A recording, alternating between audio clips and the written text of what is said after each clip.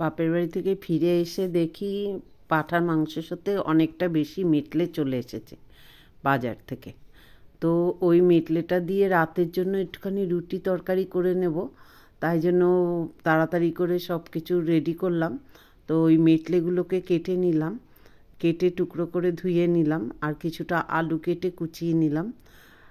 নমস্কার, Aparna's daily life and ট্রাভেলসের একটি নতুন ব্লগে আপনাদের জানাই প্রীতি ও শুভেচ্ছা।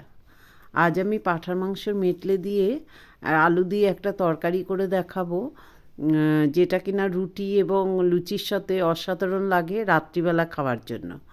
তো ওই জন্য আমি নিয়ে নিয়েছি খানিকটা মেটলেগুলোকে পেঁয়াজ আদা রসুন পেস্ট করে, টমেটো পেস্ট করে নিয়ে একসাথে ম্যারিনেট করে রেখেছি।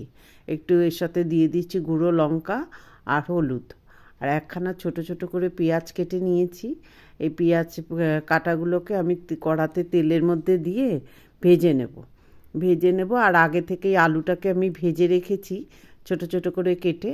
এবার পেঁয়াজটাকে আমি কড়াতে দিয়ে দেব, দিয়ে আমি মাংসর যে মেটলেটা আছে মেটলেটা এর মধ্যে কষে নেব পেঁয়াজ ভাজা হয়ে গেলে।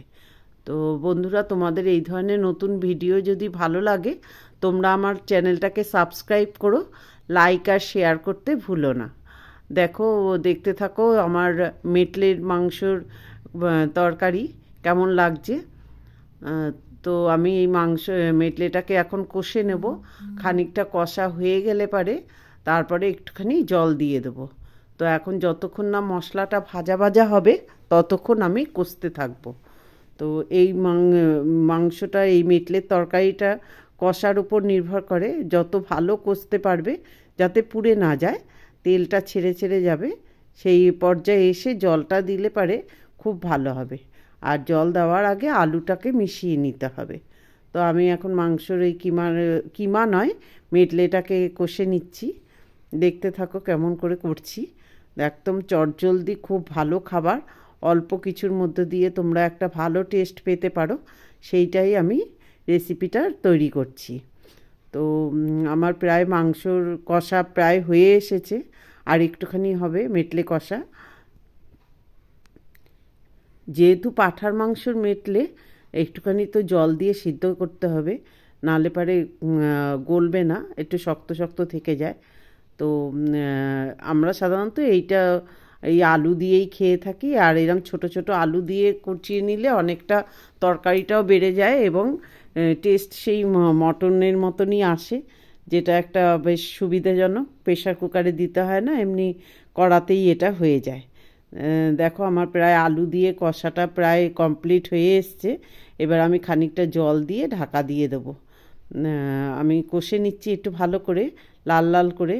খুব সুন্দর সুগন্ধি, একদম একদম দারুণ গন্ধ বেরোচ্ছে। একটু গরম মশলা গুঁড়ো দিয়ে দিয়েছি এতে। আমি এবারে এটা কষে ঢাকা দিয়ে দেবো। তো তোমাদের কেমন লাগছে বারে বারেই বলছি, তোমরা একটু কমেন্টস করো। এত জলদি খাবার যদি জানতে হয় তো আমাকে একটু কমেন্টস করে জানিও। দেখো, আমার এটা ফুটেও গেল, কত সুন্দর ফুটে উঠছে। এটা করছি আমি মেটলে আলু দিয়ে একটা কারি মতো।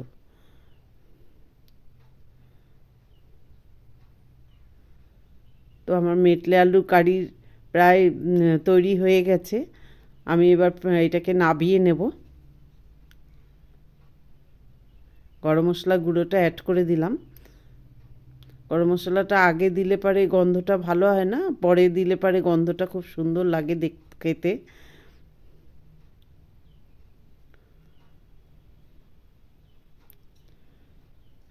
হয়ে গেছে পুরোটাই, এবার আমি নাবিয়ে নেব।